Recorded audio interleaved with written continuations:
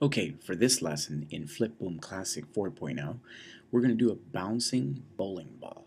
Alright, so if you compare the difference between a rubber bouncing ball like the last lesson we did, it has a squash and stretch. This bowling ball is actually going to be a very hard surface, a very hard object that's going to bounce and have a different type of bounce. So let's see what it looks like. Alright, let's grab the paintbrush and let's grab the color black. Make sure this little paintbrush is touching the third dot over here, the tip of it, so that I know that what the size, so that the ink line is the same size as my last movie. Put it that way. I like the thickness of that line, so we can undo this twice so that goes away.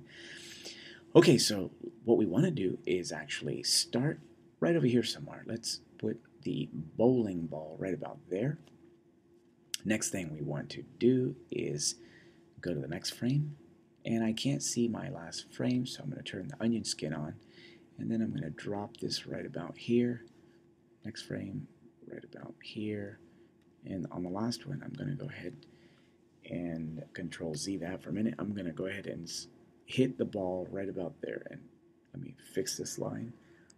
Go back and fix that just a little bit right there. Okay, so now I'm going to continue to the next frame, and now the ball has bounced back up, and maybe it reached this point right about here. The reason I'm putting this circle and this circle so close to each other is because the ball has bounced, and on the way up it goes up to a certain level, and then it slows down, and then it comes back down. And this, I'm showing the slowing down by putting these two circles close together. Alright, next frame.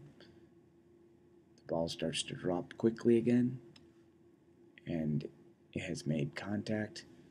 If you don't like the fact that it's too far up, you can take it and move it with the move tool. You can go back here and study where these other ones hit. Sure enough, everything seems to be okay. Alright, and so let's take the paintbrush and draw the next bounce. The next bounce, let's stay right about here. In fact, that's too small. Let's go right about here. Alright, it's a little small, but we'll keep it. Scroll the yellow bar and go to the next frame. And here we're going to go ahead and touch. And we have made these balls a little smaller, but it's okay for now. For the sake of learning, let's just keep going. Go to the next frame.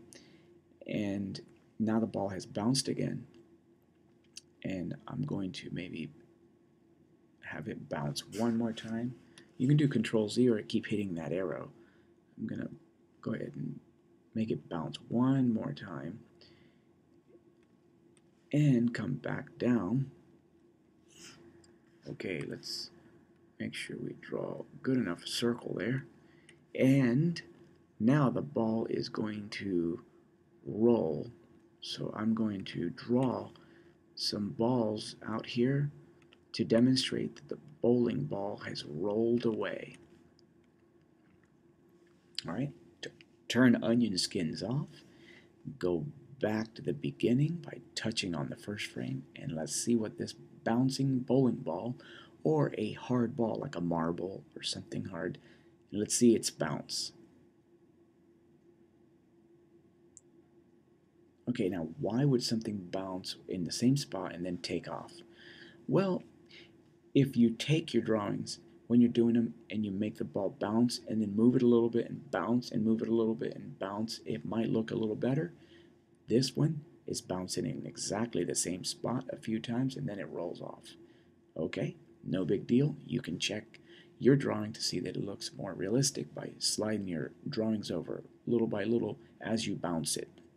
Okay, if you want to color this, you can do the same thing that we did in the last tutorial, and that is click on the paint bucket and then hit the letter S and move forward. In fact, I'm going to undo that color, and I'm going to select a color from here in the color wheel. I don't know, let's just pick a dark color right out here in the end.